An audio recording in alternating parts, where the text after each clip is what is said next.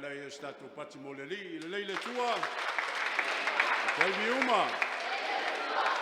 Jesus, I trust in you. Tiau le nganga whalal tele, whatalo whatuai le tātou tuma. Ia ilona on se mai le aso le tātou pokalame, ma le tātou sauninga, ma le wha moe o le aso. E mesi foi le whatalofa, le whionga i le tuai sa, ia o te akono, lau whainga luenga mo tau whatua, pa ia o le tātou wainga i sua ngā lofa mamana. Ia mai tātou umolawa o mwhai o na āwai mai le nei e fiafi, e whamamalu, e le yaso o ma tātou. Whawhtei ai, mōri ai, tātou tāsi ai le tunu, ma le puleanga polani, ia i le lātou mea lofo fo ina mo Samoa, e wha i loa mai ai le lātou wha mā loa ma le whawhtai o na ngā luenga, ia o lo tātou whaia o le fola ma le whaelo atu o le ngā lofa mana o le rio i Isu Kiriso. Mai, ua mana tua whapitoa ai le limisa le ngango tapu sa tele e sera, ia e maua sona no whanga i le malo le tua e whaavau. Tātou tāwsi e fui nganga umalawa o tātou tua inga o Iesua ngā lofa mana o whai langi wholaunga, ia anga le leile tua te ina ma te ria o lātou nganga i le malo le tua e whaavau. Mesi furi tātou puleanga, ia ma tātou tunu, lo tātou lalulangi i whenga i pēr, ma tātou tāwsi e pēr le nei whawhita uli o lo whai ma tōtu ngā i tonu o le tātou lalulangi, ia ina ia maua se fō ma wawe o le tafi ese.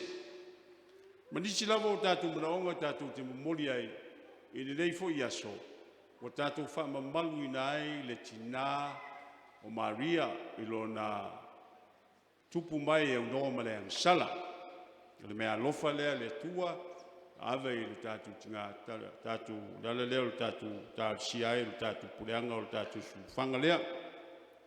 Ia salu nia lai tātou mo le nei tau langa whawhitai, tātou mantunatu o tātou lawa o tangata angasala ma se pēr, tātou aio iai le ri mo lanu whamanga longa, e meise lanu whamanga singa o i tātou.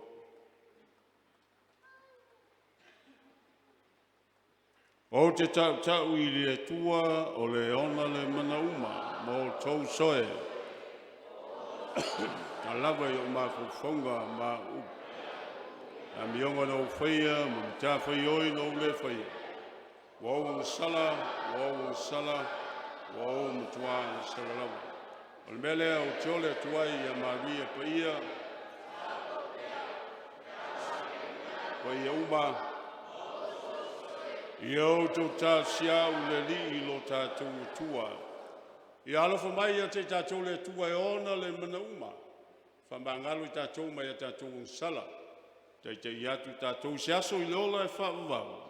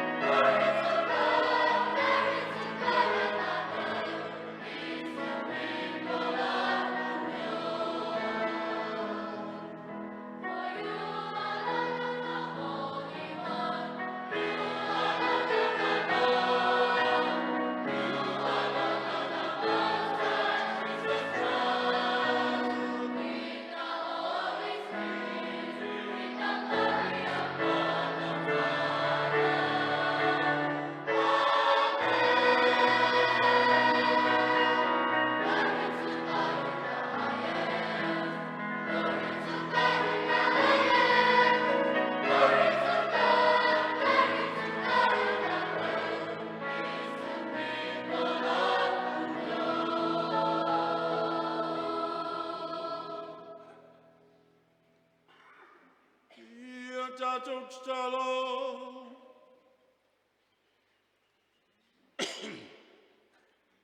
Le te mai o le fatu sa Maria, o maua I le kalesia.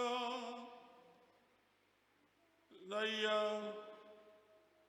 o le fatu tua le saunia e lo nganga, ma se alofa e leilo ai lava se anga sala.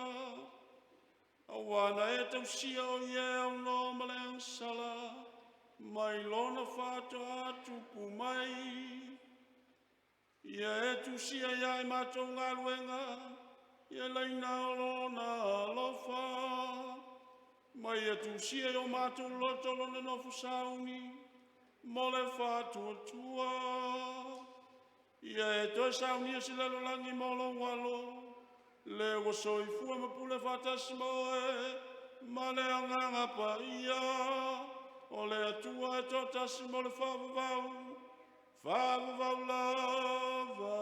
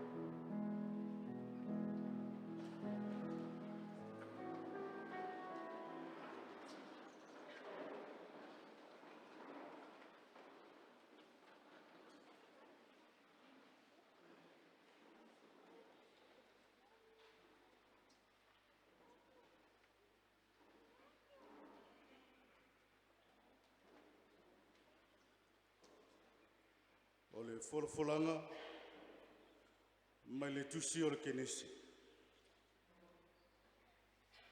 O te whatupuina le whitanga I lau whanau, ma le whanau a le whawhini.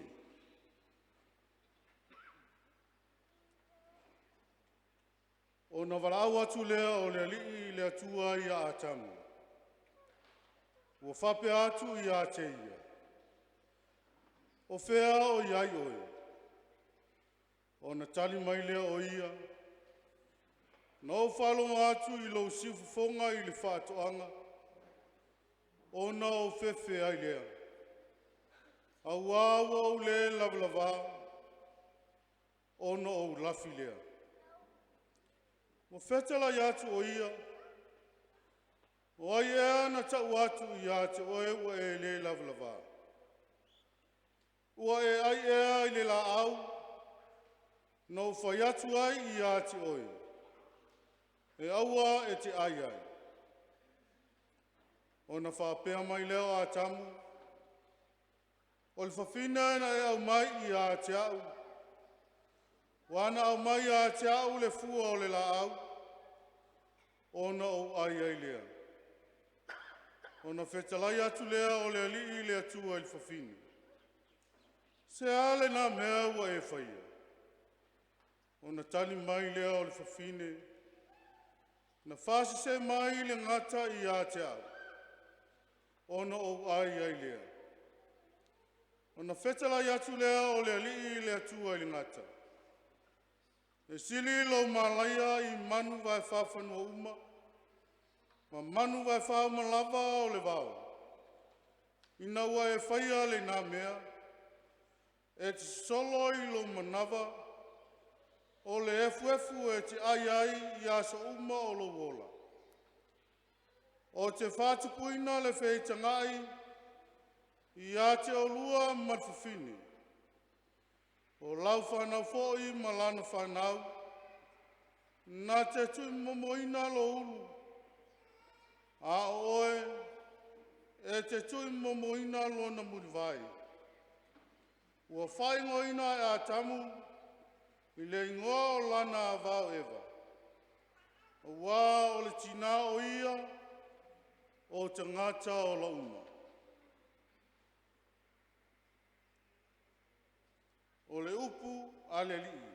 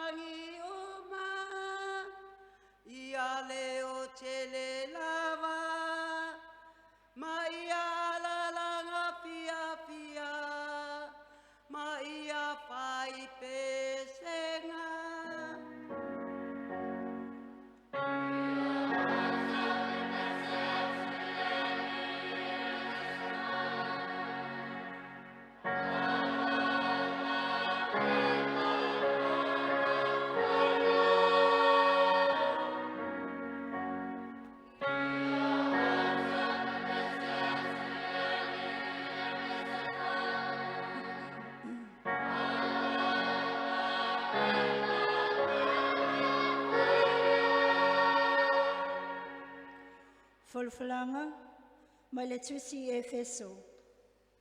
Na ia whiriwhiria mai I tātou ono keriso, a o lei Faapaiaina le lalolangi. Ia whawhetaia le atua le tama o le tātou ali o Iesu Keriso. O le wa whamanuia mai ai tātou I mea umalawa e manuia I la leanganga. I mea o I le langi, ona o Keriso. Faapaiaina ia fili mai ai tātou ona o ia, a o le Faapaiaina le lalolangi. Ina ia pa ia I tātou, ma ia le matau leangaina I ona luma. I le alofa.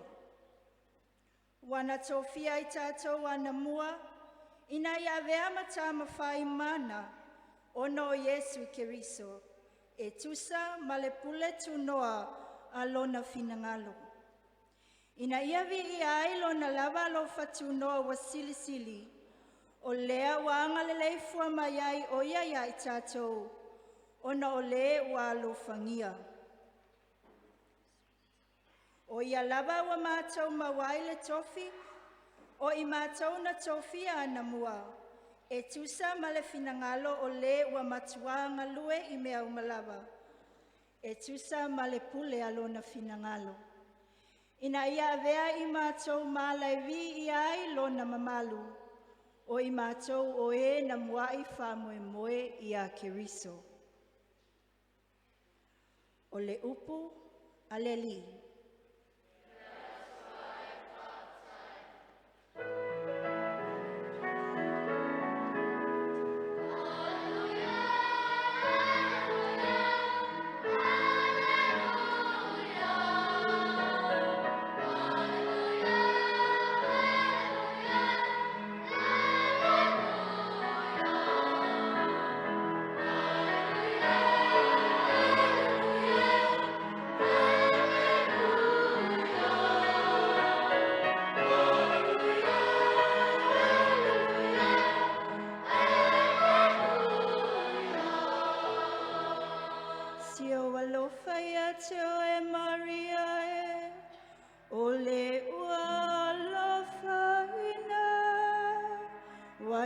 Te oeleli, amuia oe I whawhine.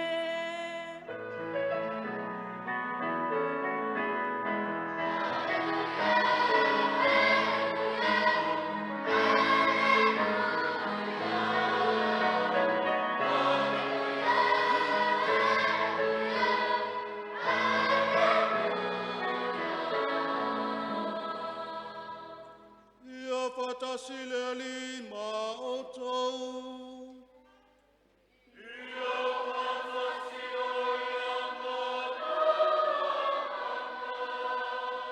O le fola folanga, mai le evangelia pa ia Luka.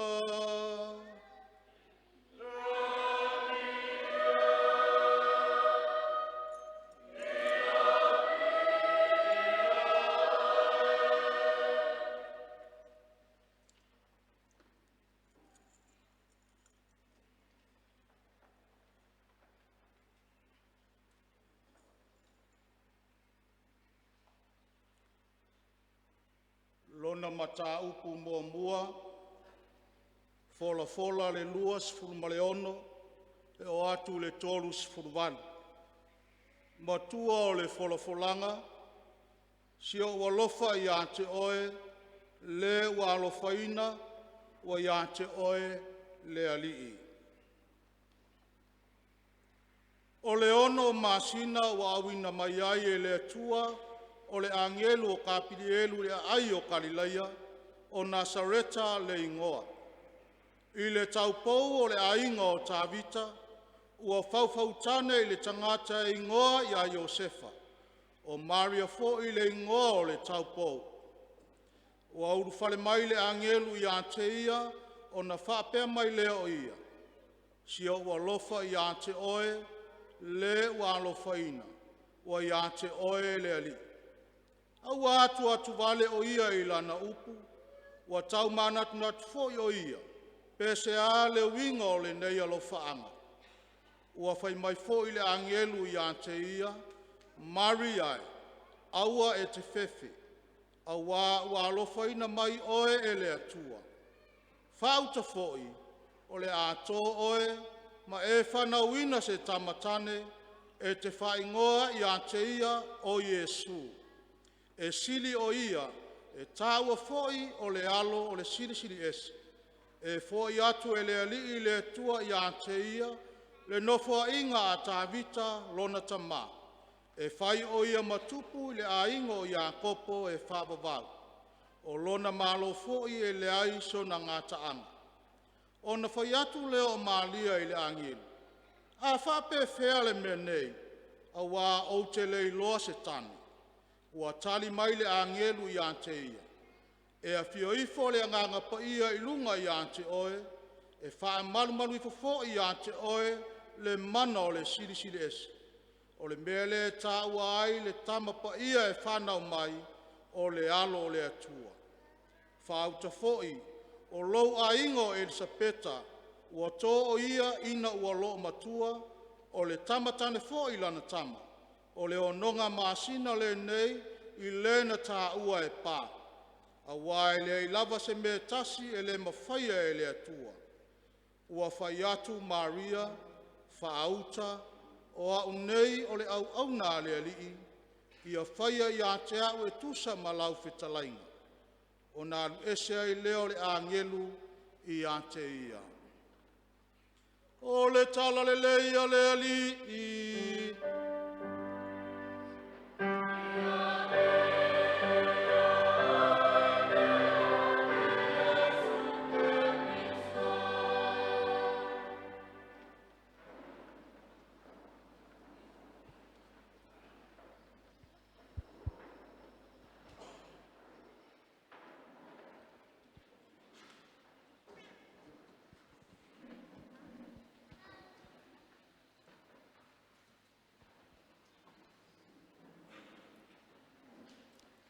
Whawhelo i whia anku le tātou puleanga. E le nei aso tā ua o le kalesia ma o le tātou sulu whanga o Maria i Mākulangta. E le tonu o loo whaamamalu le tele o matā ngā luenga i le aso nei a mese foi o le nei a fiafi. Whakalofa foi le whionga e pānke le mā. Tātou ta wā whaaleanganga. Ia malutatu au ainga nei, o Iesu le anga lofa, ke nane le fio, o le awos taulanga, ia mati a kono mo so sani mo lantou whaletua. Kalo fo le tele o tātou o lo a wai, i whaama malunga o le nei aso fia, ia lantou mo tāna luenga. Se whai asina upu lava le whaperutania, se va kois whawhkai tele i le kālesia i Pōlani. Mō nei mea lofa o longo e pei ono tātou, se tasio mafuanga o tātou poto ai. I bring joyful greetings from Samoa to the leaders of the Catholic Church in Poland, and especially the adherents of the Divine Mercy message, for these wonderful gifts, the two bells of hope, most worthy and fitting for this time in the church and in the world. You have given us two bells, one for Tonga and one for Samoa, to remind us that we are a people of hope. No matter what happens in our lives, spiritual or natural disasters, God lives amongst us, and that is the source of our hope. We thank you sincerely from our hearts. Le nupele na o le kua.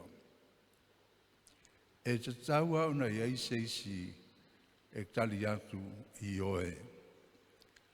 Someone had to say yes.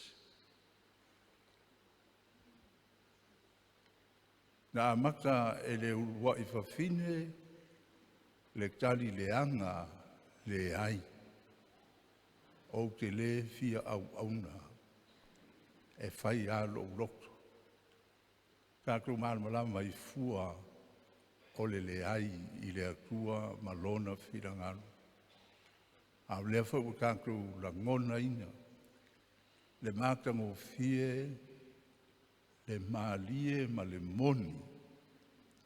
O le ioe I le atua ma lona whingalo. E pei o na tari atuai lo kākou tina. Kākou malama lama. Kākou whalonglonga so fo I le whaitaunga lea mai le tusi o kerese. A matanga o le urua I ngā sala ale tangata. Le mafuanga o le urua I sala ale tangata I le la vāwhenga iai ma le akua. Ma le la vāwhenga iai ma le fuafuanga. Ma le la vāwhenga iai le kasi I le isi. O le ai I le whirangalo le akua. A ua whaamakala ma iai I le tala lea I le paua a tamu ma ewa. O le angasala o le ifo I tupua. O le te o te le fia ifo I le akua. O te fia ifo au I ang te au. Ma mea ua o atua iai. O a kua po tupua ia tātou te ifo iai. Mai le nā kai me o mai lava le nei aso e alu lava se I o I amuri o le atua o mea ai, o mea in, sex, power, o mea e whaamalia I nai mana onga o le tino. E le whaamalia I nai le anganga o le tangata. The body pulls us down to the earth where it belongs, where it came from. The soul rises to heaven, to God. E a le tino e toso tātou I la lo, a le anganga e masi ia ina I tātou foi I le akua, na whaia I tātou na tūwhaatasia le tino ma le anganga. Ai whaafutai le tātou tina, teine tala vau, teine muli, ina waia tali atu ma le loto maulalo, ioe, ia whaia I angkau, e tusa ma loufi na nganu. O le tali lea na tuptangata ai le upu lea na whaia le fuafuanga, maise o le tangata. O le alo le atua o whaai ngoa pe o na whitangalo ai le atua e ala mai le angelo o Yesu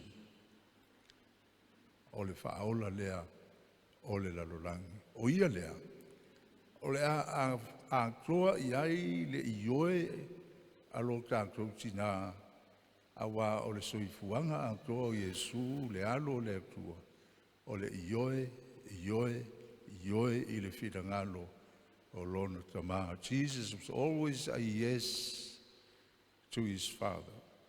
So much so, he says, I came not to do my will, but the will of the one who sent me.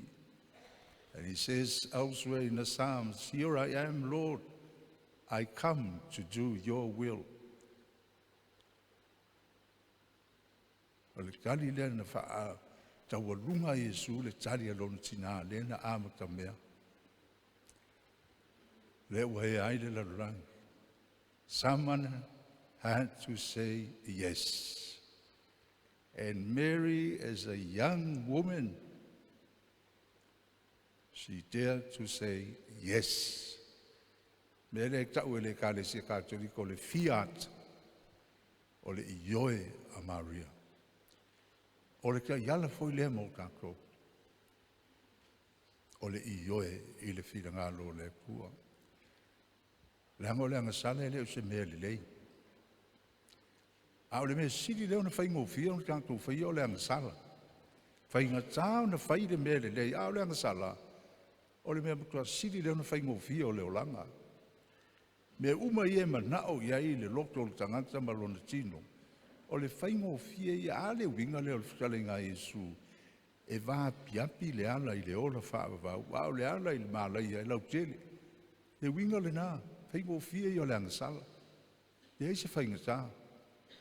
E te le tau alu fo Iesu e se me whairanga sala. E su e ai, e whai ai.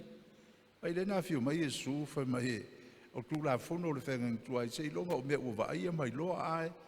O le tu la fono fau na whio mai Iesu, o le tu la fono mo le loto. Langa o le loto le na te i le atua. Le wa whio mai Iesu whai mai o le loto le ai te tau na teu teu. Langa o i le whale ngau si mea o le angasana o le loto po o le fatu o le tangata. Le lau tātou suru whanga i le Divine Mercy, e tutusa le leia o le whidangalu pa i o Iesu, o le whidangalu Iesu, o le whailonga lea, o le alofa muti vale, o le atua. O tō sira mai le whaatusa lea o le whidangalu pa i a le tutulu, tō whaalongo ia i mea makautia le tutupu, tāng tutupu i mapu i whangalele. Tutulu le whaatusa lea vai o le pepa. Ai, tawhe mai ai, loi mata o le suahau umanongi. E kere fo i winga o loi mata. E mawhai unu tātou whape o loi mata o le whirangalo Iesu e manua pēa i tātou angasala. Balona alofa e au wau i a tātou, ai whai au tātou loto. E mawhai fo i tātou whapea wa o suahau. I le tana wha saupiki o le wharutanga o le whailonga o le fia ma le oli. Sua o le whaarutanga. Roi kele a whea au ia e whaavai leina mai ai. I le nei mea tā ua o tupu i le kātou kuleanga. Mō kātou, mai se o le nei vai tau o le ante vektu, o le aile winga o le ante vektu. O le wala awa salamo. Le winga nao le leo, o le vangtaule nei, o Ioane Baptisto is the voice, o le leo, Jesus is the word, au Iesu o le upu, ai e mana uia le leo e alu e longolongo, ina ia hawhio mai le upu, o tā pena o tātou lokto i le salamo. E maaria i o tātou o langa whāle tangata, e o uma i a tātou lea mea. Tātou te toanga i le lotu, toanga i te talo. Ai lunga tātou o e kōwhisio e tātou angasala. Mena e lea e tau longo i le ekalesia Ioane Baptisto i le ante vektu salamo. O na nganea lea o tātou te talo, o na moni lea o tātou whakulutua le taulangi, e a whai o lai ma mau tātou loto mo tātou bolanga i le salamo. Ai le aisa unga e whakulutua ai le aisa salamo. Ai le voisa unga e salamo ai le whakulutua. Wa a whakulutua i le salamo. E o mai whakasi le whakulutua, le alofa ma le whaamoe. E winga ia o longo ia. Longo o le whaamoe. Nei vai tau raku whengai ma le whaamai. O whiu a fō mai masai tisi e whai. Ia vai la au. A fō ringa mai o tau mau iang. To is fōtua i mai leisi fō ringa o le whaamai. Aisea. A me kato telefisiri e eipa o le mele mafuai o le tele o le angasala. Lea lai una whapenei le mau o se fufo. E tā ua ki ele le lo kātou manatu whapena le au ngāle o longo ia. Wa o le longo o le i le ekalesia kātoliko me anu mua. O le whailonga o le siupo fonga o le akua. A tā longo i wharisā kātoliko.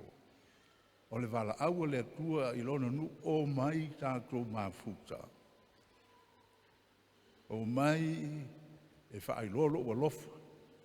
O mai whaailoa mailo tau alofa i ang tau i tau tāpu inga ma te talo ma au tau whainga ang tau langa.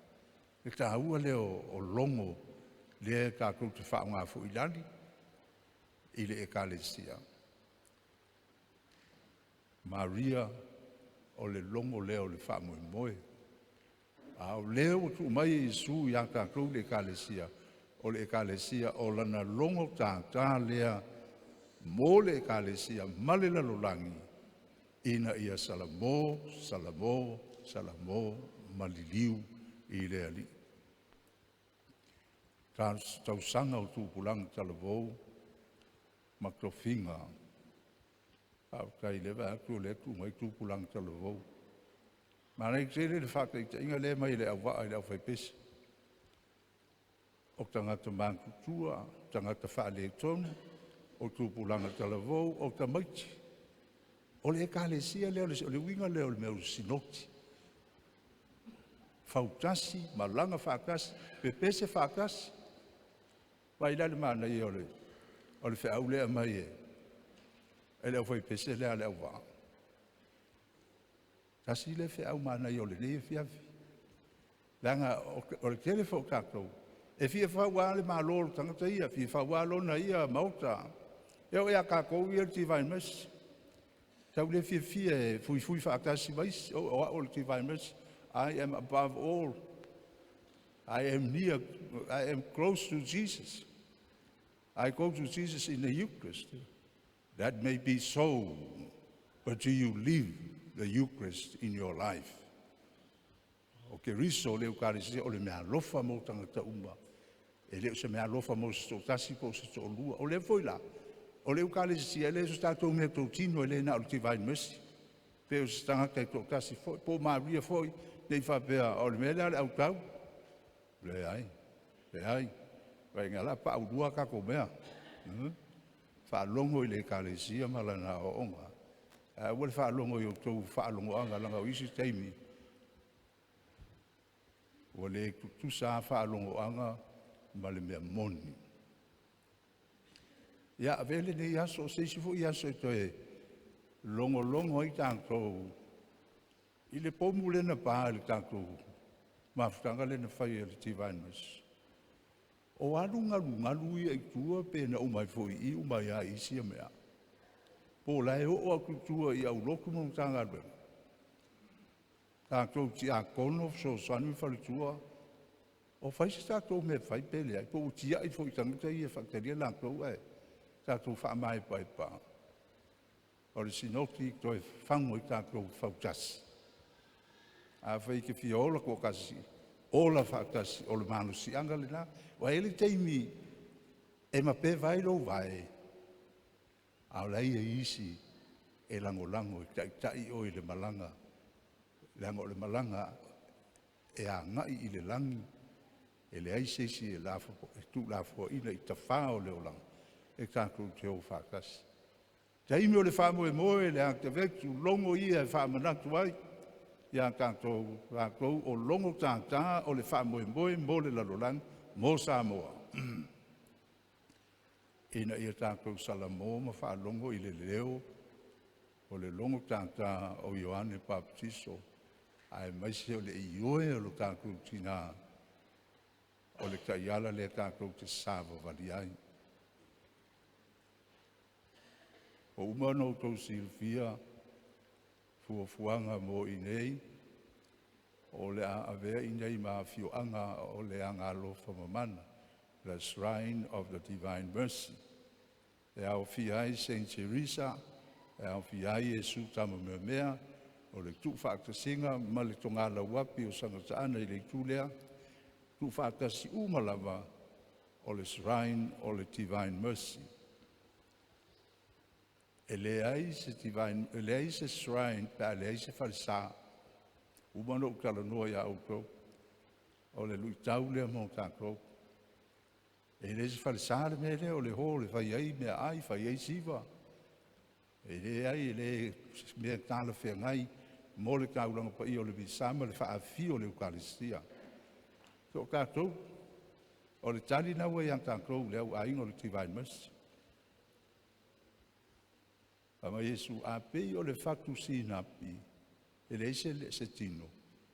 Tō whaakutua, tō te mawhaia so se mea.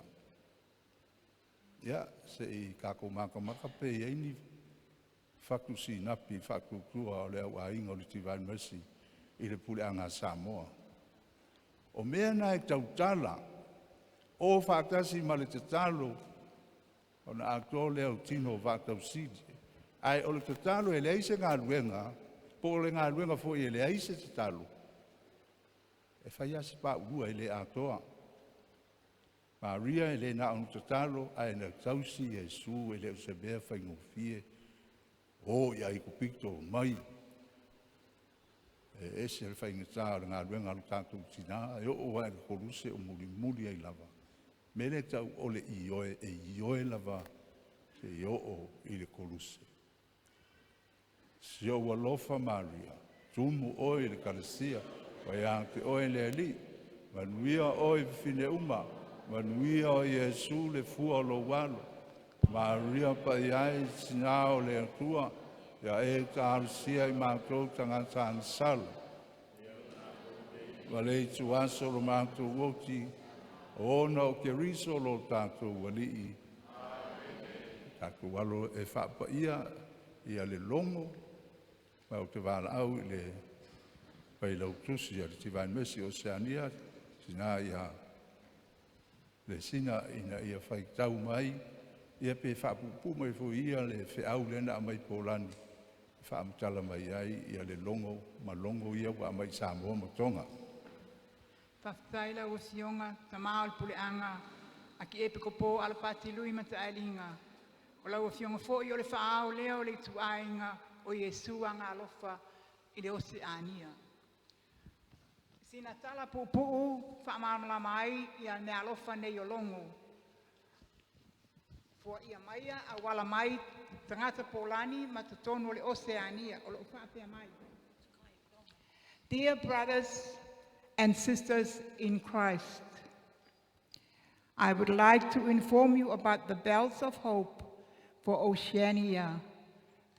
This came about some time ago, 2 years after the canonization of Maria Faustina Kowalska as Saint Maria Faustina.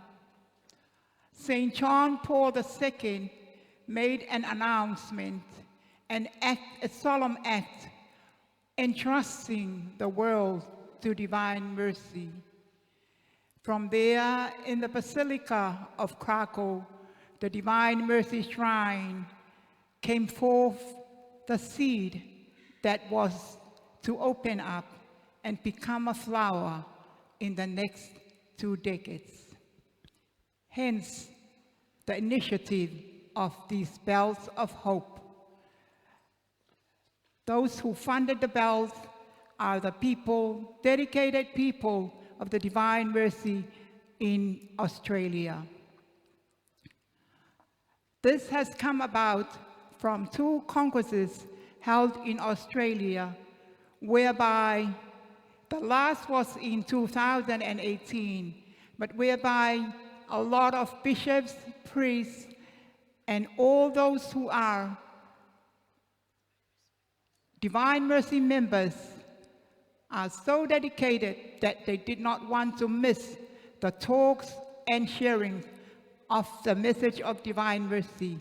Hence, the fruit started to burst and open to become a flower and become something that we now receive, being the 2 bells, one for the Kingdom of Tonga, where the Cardinal Faapaiaina Mafi, and of all Oceania, our Archbishop, His Grace, Alapati Lui Matailinga, where he resides as the Continental Coordinator for Divine Mercy Oceania region.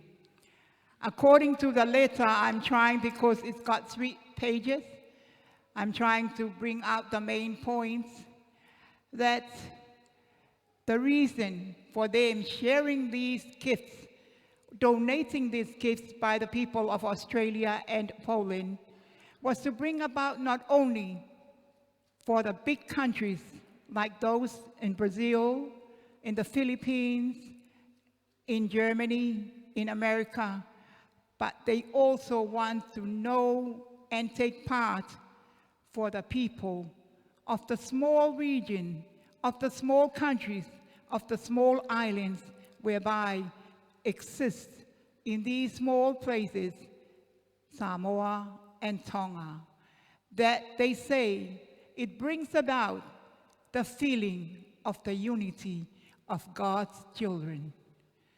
Part of the letter also states that with the bells of hope, as we ring them here, every time the bells are rung, we sound the holiness of the coming of Christ the King in every Mass.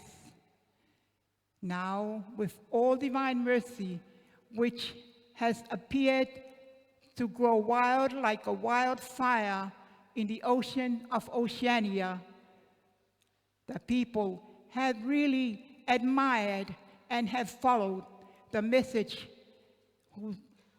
initiated or stemmed from the diary of Saint Faustina, whereby Poland was predicted as the spark that prepares the world for the final coming.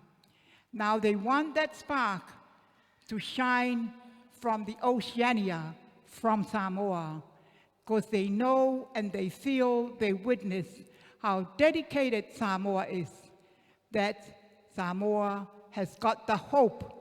With these bells of hope, it is believed that whatever we go through, the pandemic and the people being crushed, those who are ignored, those who are not to the level of the high and mighty are ignored. But they reckon that these bells of hope sound the prayer of hope for every living creature, as we do now with the chaplet of divine mercy.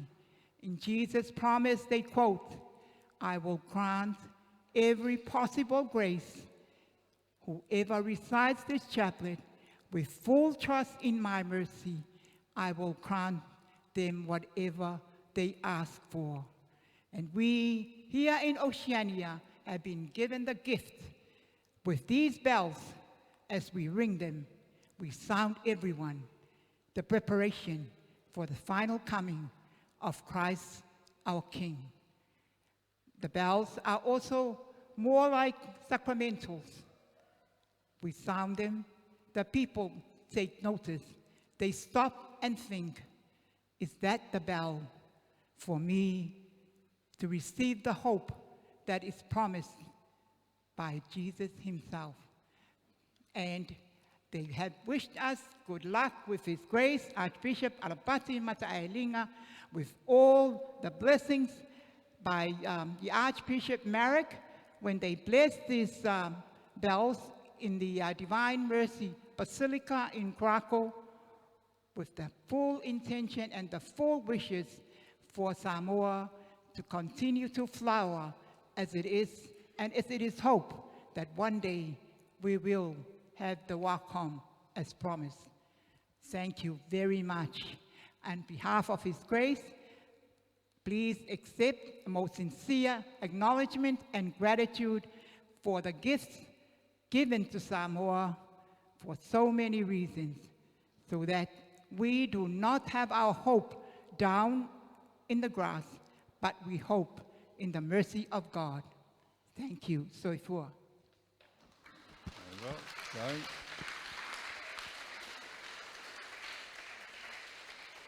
Aku alu nei Faapaiaina nei mea alofa. Ia ona palau lele. Mai ka ia le sina ia e oki le lipine. Ia ma tā ia le longo e kātou paki aku iai.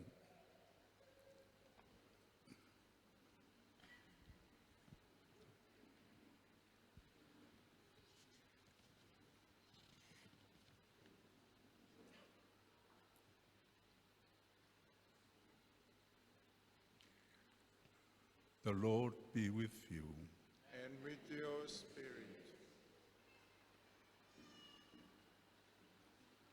May the grace of our Lord Jesus Christ be with you now and always. Amen. Dear brothers and sisters, today is a joyous moment and happy day for us all, as the new bell of hope is about to be blessed, reminding us that the bell is the voice of God, calling us to worship, to be with Him, to receive His blessings, and to show our faith and our sense of reverence and worship of God. May the bells bring joy and happiness, or sometimes they sound sadness. But we are people of hope. The church is a community of hope. And so we become the bells of hope for ourselves and for our world. We now have our prayers.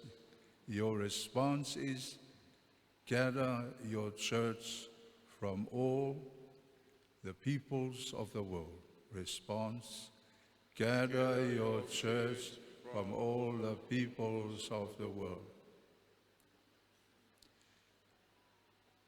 Lord God,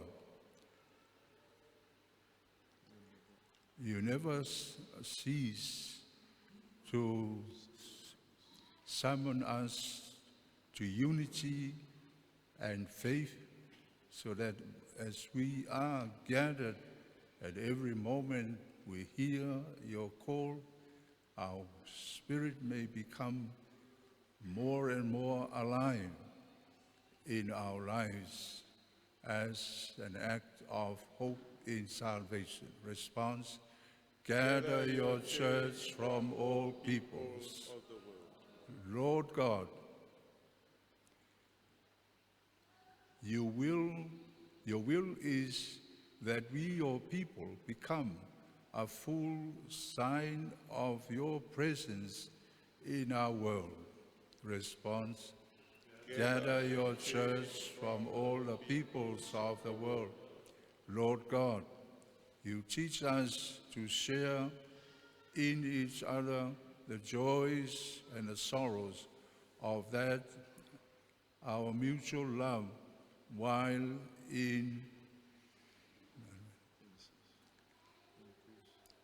we increase and grow in faith. Response, gather your church from all peoples of the world. Lord God, on this day, you fill our community with the joys of heaven, so that we may proclaim you in our lives and the mystery of your love for all of humanity. Gather your people, church, for all the peoples of the world. Let us now reaffirm our praise and petition to the Father who has gathered us together by praying the Lord's Prayer. Our Father, who art in heaven, hallowed be thy name. Thy kingdom come, Thy will be done on earth as it is in heaven. Give us this day our daily bread. Forgive us our trespasses, as we forgive those who trespass against us. And lead us not into temptation, deliver us from evil.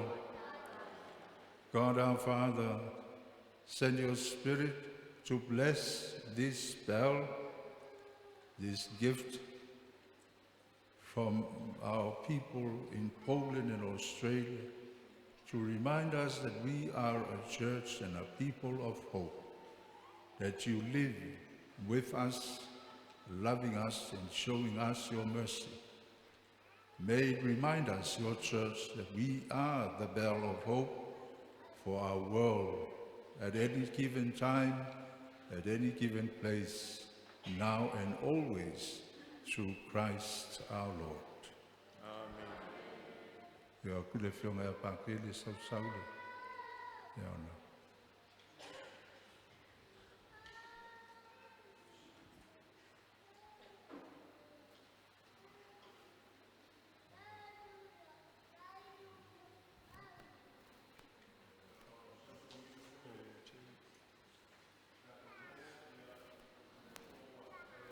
ia le tusi le sa lo mai le tatu tuma i le saulia wale mai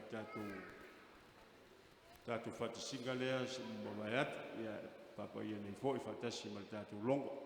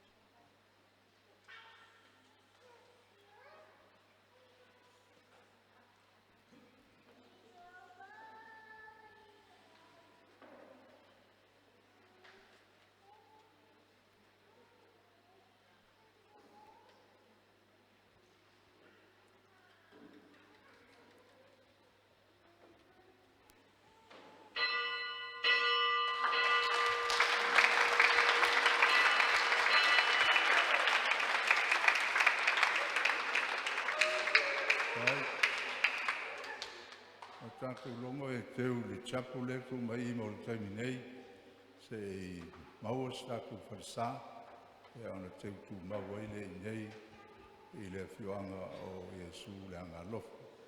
Tāwhikai.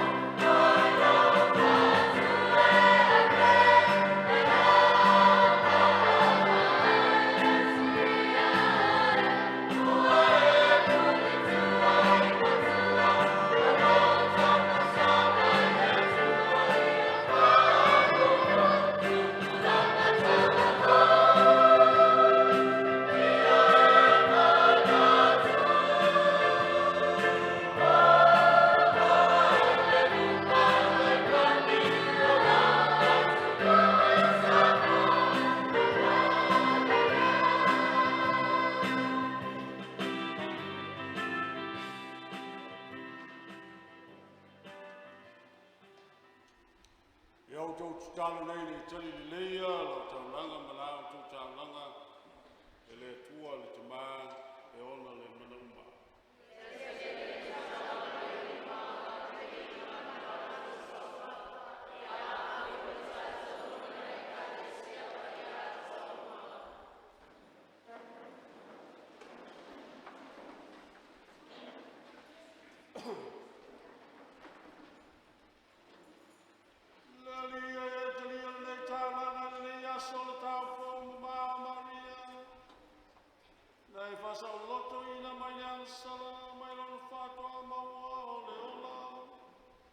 So maya mato maya tau sanga, fasa loto mato maya mato wang sala.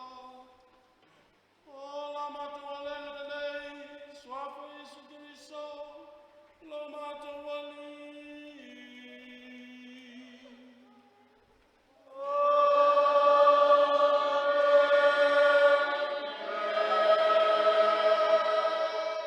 Ya fatasi le lima oto.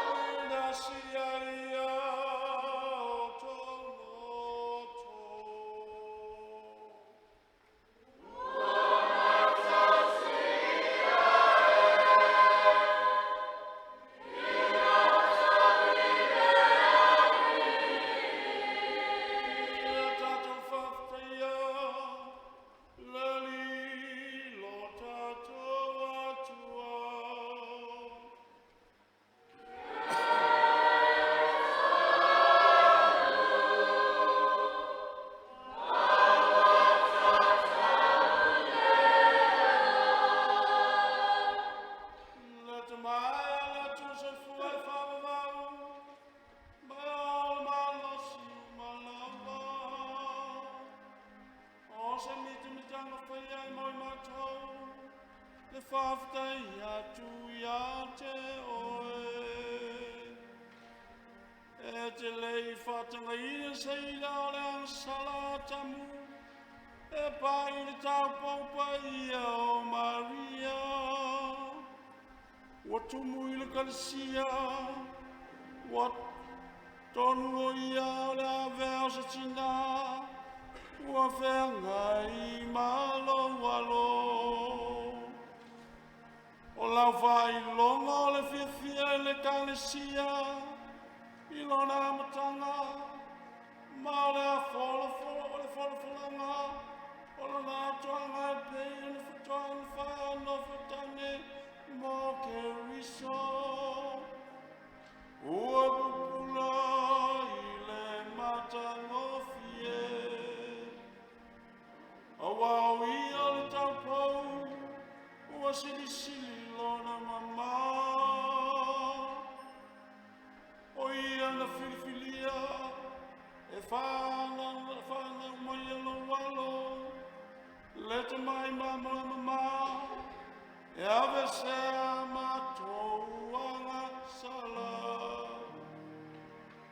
Na e filifilia ia mai whawhine uma, e ave mo matou futua ia te oe. Molo matou whatai te inga, i le amia tonu.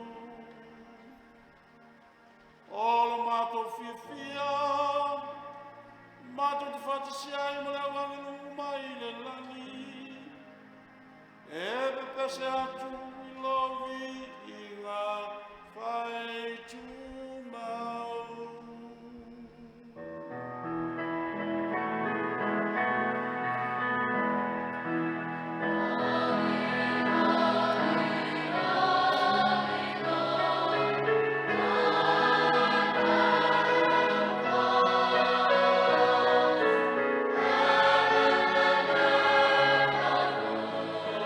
Amen.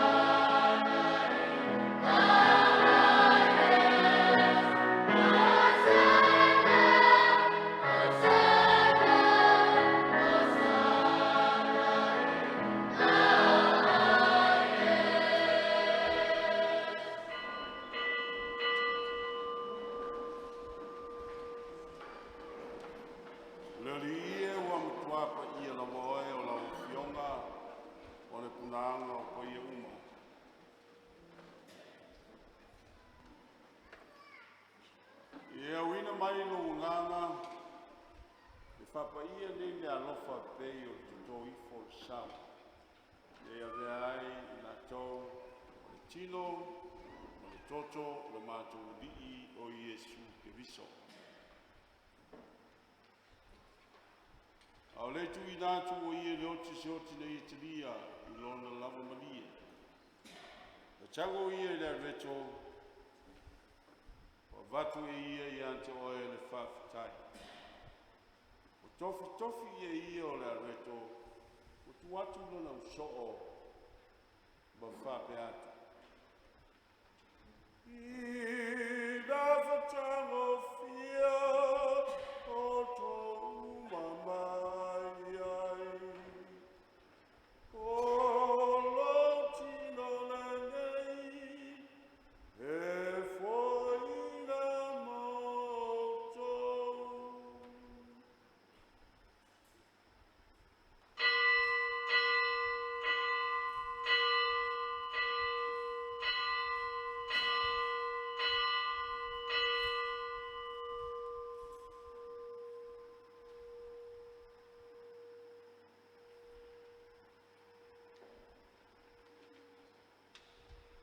Ilo mai o le tamawhitanga, tango fo i o ia i le karisi.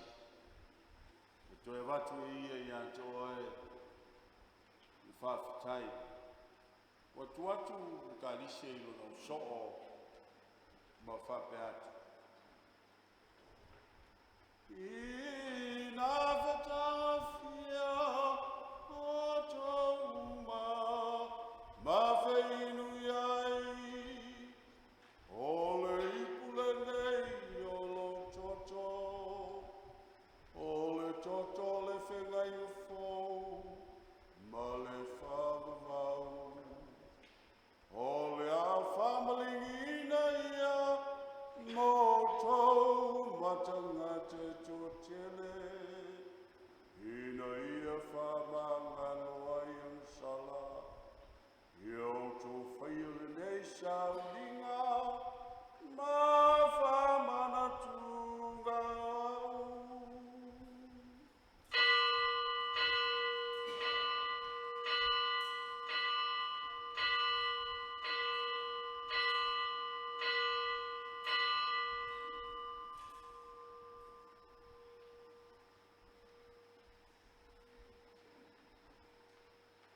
Le misterio le fa tua.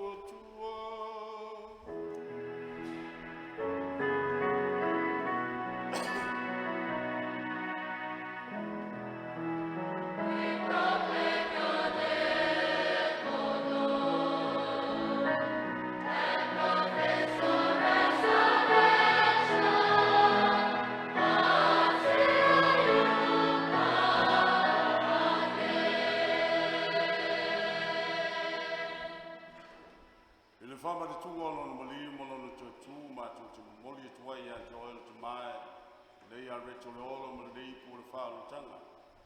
O mātou whafte i atu i a te oela ne wai alo ia i mātou tū i o luma ma au nātu i a te oela. Kloson mai e mātou umo e o mautu whaanga i le tinu ma le toto te viso. I lei whaatastasia i mātou i maftanga i tasi i ngāngu pa ia. Neli ia e manitua lau e kānesia i lalulangi atoa. Ina ia mātou bolo tū maupe i loa lofa, whatasi mi Francisi lo mātou te māpa ia, alpati lo mātou e pole i kuai ni sāra uno fumoto, lau o whai ngā luenga lo numa i mātou o lo wainga, o poto i o luma i le i fiafi. I e manitua foi o mātua usum tō whawhine, Ua me masani mai la tu malamu la tu tua le nena lo langi o lo wolofu. I e te lia i la tau whatasi me te ngata mare li uma i le mana malama o lau fio. I e alofa mai a te mātou malamu e mātou o ngā mātou te awai whatasi siaso i le ola e whaawa. O mari e pa ia le tina tau pō o le tua i o sefu pa ia le tāne le awa apostolo le au pa ia uma mai la tu moen whatino ina no whingano i tūku langa uma. Mātou te whia vi mi whanene whatasi mai la tau lau whio e la tu i loa o Iesu te viso.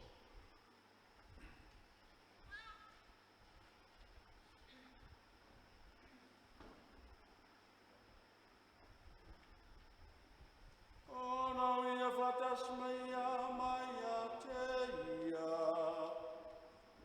Le tamama manae. Ile fatasinga malanga paia. Ole vinga manu e favavau la ava.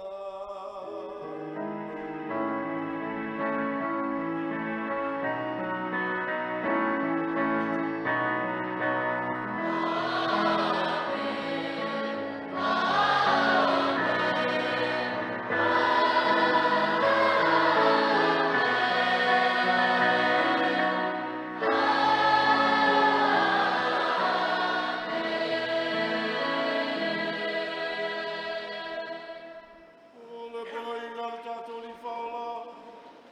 Fama tuina yana fiong pe fama sia tato. Eta chalotu.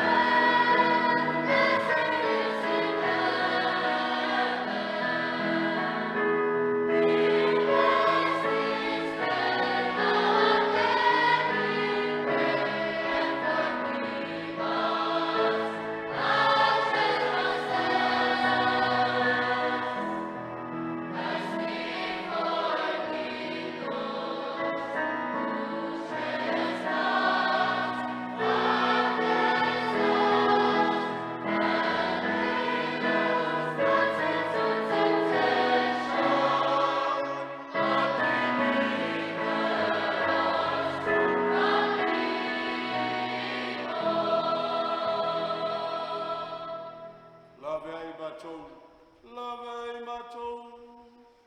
Lali o matou o le atu mai le leanga uma. Alo fangia mo foi mai file mu o matou waso. Mai le soson mai o lo fa muti vale. E sa o loto tu mawai matou mai le sala mamalwai. Mai atu ngalunga uma. Au matou fata tali atu malfa mai manuia. Male fiu mai o matou faulo Yesu Keriso.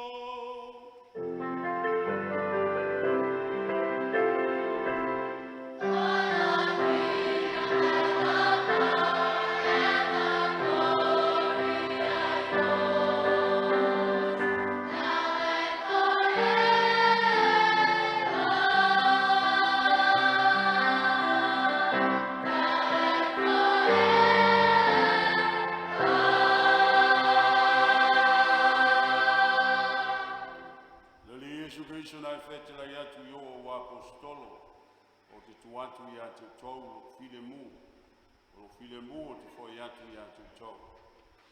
A ole e sila mai a matu sala a ile fatu tua o lau kani sia ma alofa ngia. Fo a ia te ia file mu malitasi e tusa ai ma lo file ngai. O oe ole soifua ma pule ile whaavavau lava. Ia ia tau mau le file mu o le tatu wali o Yesu Keriso.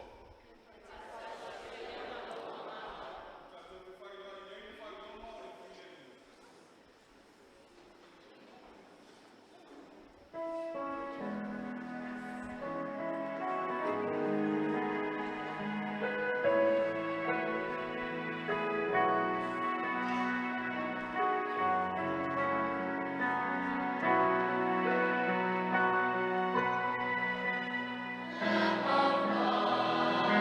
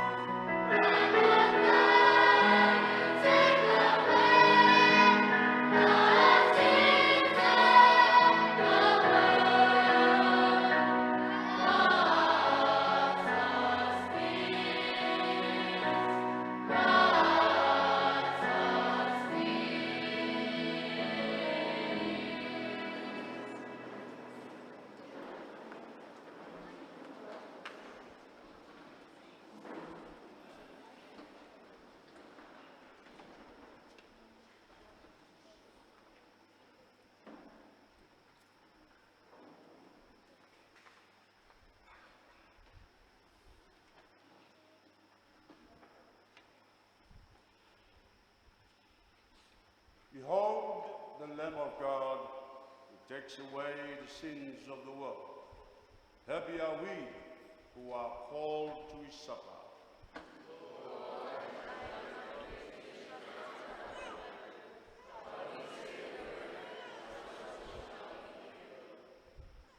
Body and blood of Christ are food for everlasting life.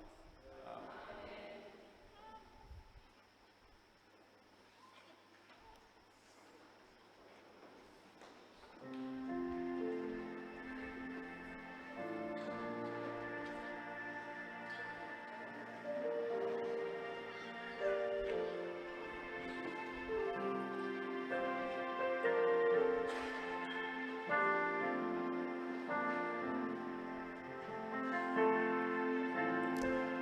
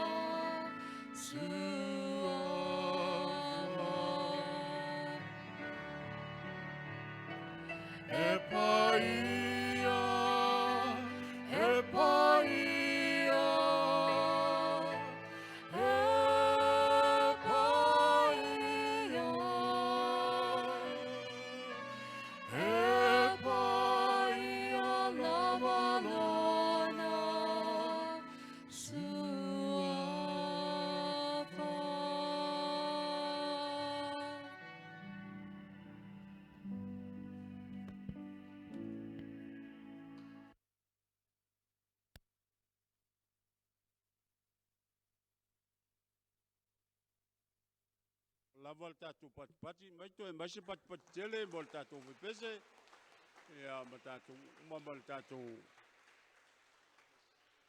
ngā futanga i le nei fiafi.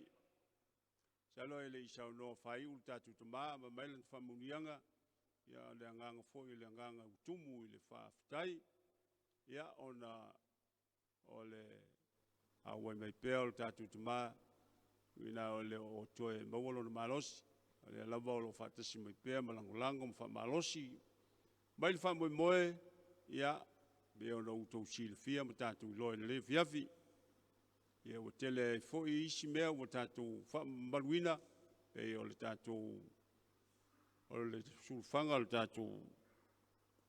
le tātou puleanga, ia ma tālu si ai le tele o mau whawhita uri o lo whaingai pēa, ia ma le tātou lalulangi ma tātou lava, ia whawhitei foi mo le upu, la ungaine la fionga le tātou tama, ia tālu si ia nongoto ifo, i o tātou loto, le tali lea, le tali ai le tātou tina o le ioe, ia walavani o tātou solomuni ai ioe, ai mo le foi le nganga whamaloma le whawhitai, tātou uso, foi o na lava mai, la wostaulanga, lava mai le fiafi, ia tele lava o tau tutuangia, ia o tau tali lava ele, whatala ulatu o nafi, ia malo whawhitai, e whamaria, ia o le eintou te tusi o matitiva le matutuainga, e a tonu e tali mai langi, ia whamunianga mo tau, ai whawhitai tfoi giacono ma leo whainga luenga, mo tau whalitua, tau whamalo si mai, e meise lava taitai, ia ma tātou senekolo taitasi, ma vikali atu, ia o mawhai o na ngā whatia mai, tātou whatasi ai le whamoe moe o le so. O le anganga lava, ia tāle sia pēa le whaiunga o le tau sanga, ia tātou maua pēa le manuia, ma puipuia i tātou e le tua, wa temi whaingita nei o le tātou tau o le tātou atunu, temi o le wha, ma le anga o le tau, ia mesi foi le soifua o le tātou tama, ni maua pēlo na malosi, wa lava ananga aluenga mo lona tofi, ia mo le tātou puleanga. Ia salo lea o tau sisila mai o le tusi le nā lea, ia au whapela wangata yanga le la alfa pa yanga ia msalo si se teimi. A leo kai msa o la leo utua musumusu mai a bakeri cherry, ia usangwa malte ma o lela, o le launch nail tātou tusi o le final edition lea, o le luai printing lea o le tātou tusi. Ia au manei o na Faapaiaina, toe Faapaiaina, ia ona tufatu le tātou vikari atu pe ona iai le whamoe moe le tātou whanatanga o mwai atu, ia tātou tusi whamole mole, e le aise tusi pepa, mai ia tusi pepa le whatau, e tai lua sifurma le lima, fia fol ka uari, kol sifurta la whatau wari tātou tusi, ia o lea sa fai mea alofa mamoli atu le nganga whamaloma le whawhitai ia le fionga ia sui pukupo, ia patele Mikaele. Ona esel fai mea vave o sui pukupo, ia na lapoa. Ka pei o le mingoi o le tangata pa tolu aso na vatueri tusi ia fai mai, pakele. Sa ue vaku au kusi ia ua umanga le lomi. Ma pea soli, se ma lo bro. Ia la whawhitai atua e le fionga ia patele, ia sanga tupu ai pea, a tonu ai ese temi o le a e alu e whaisau pisi nisi whapena, ia tu tofinga, ia ai whawhitai atu, mo le leia fiavi, ia msalo la watu le saunoanga al tatu tama, ia ona whapianga ma tatu tuuai, salo pe umai ese ma lumo fiafi o iei pe atu ua le tātou misa.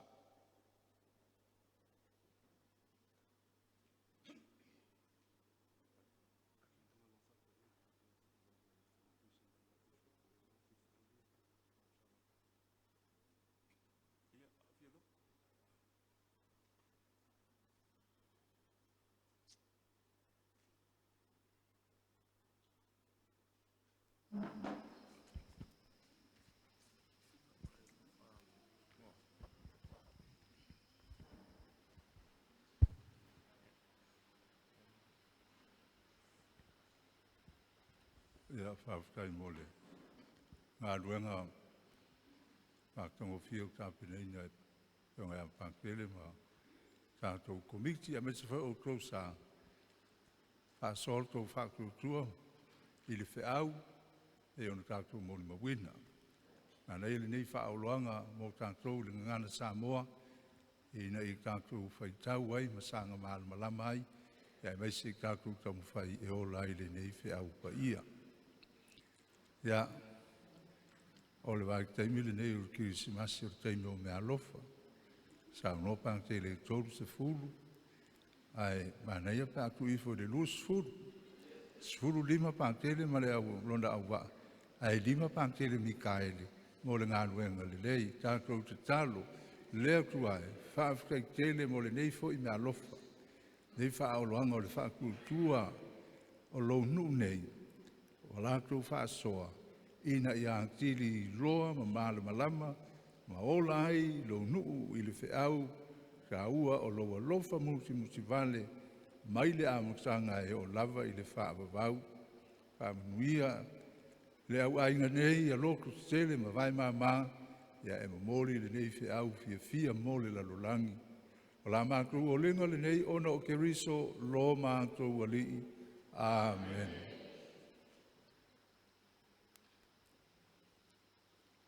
Ia masalo o la talia le finagalo tātou tama o la pa ula le lua sefulu ia whakumu ma kōtunga na mako o mau ke. Pasi mako lou. Ia o iei le filfilinga ia o le a kamatu le mea lofa lea mo tātou tama ia me se foi whaiwhiau o lea ua iei tutonu o tātou misai le fiavi. Mai e titia ngalo ia tiau le ngā ngol whawhitai lau kōtim. Ko lai kiki a tangata o kōtim, e se le loko kele. Sustina, ia pena foi le tina ia le sina, ia o na umanga sinase o leo tongi, ia o matia kono ia whaiva, ia o keneti, sefo, ia ele ia o kua sefo. Ai o Marisi ma Rosalini ia ma malkamo kama ka pese leo se magalo se go se ko Faapaiaina ia ai bese lava se uso le Patrick o ia le sa ngafa ma le mai ai fafo le tatou fa fita uli sa fe gaima Patrick ia na fa ngai fo non se le ni mole a mai ai fafo ma le tiu tenga o le tātou longo ia ma le venga o le longo tonga wa Faapaiaina o tonga o savai o Faapaiaina lava ia va ai o le motu o tonga o savai e la ua mai sa o ia ka kulongo ia lua ia ai fa malo atu le kotim ia ka ko malo mo keisi ko mo keisi ia sa ulia tau songfou ia tātou ngā lua foi lea ia mo whiau ia le ulia tau songfou ia le mātou tala lea ia ala tātou whai u le talo.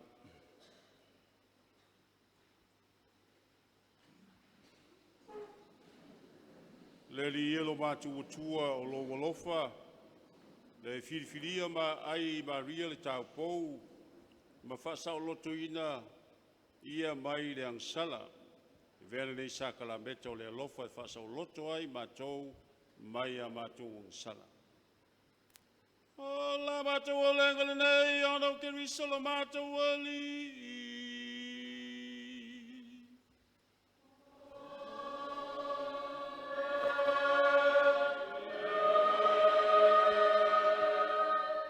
Lau fioga mo le whaamurianga mulmuli. I fo ia le whaamanuanga mulmuli, sanga leo whai pese, kai tātou le pese le whaamanuiai, le aso le tātou tina. Happy Feast Day, dear Mary. Ja, sau tātou pese. Happy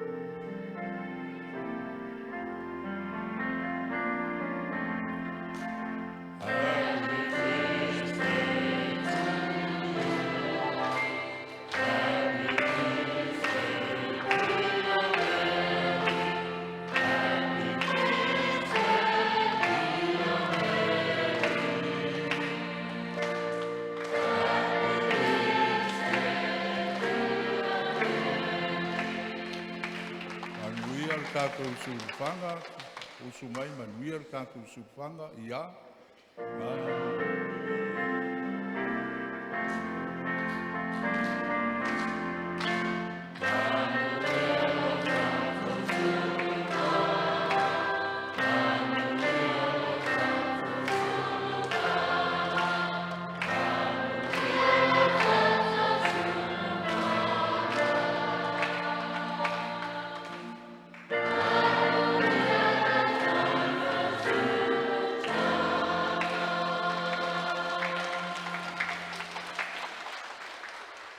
E whakasi le li ma outou. Ia whakasi ia.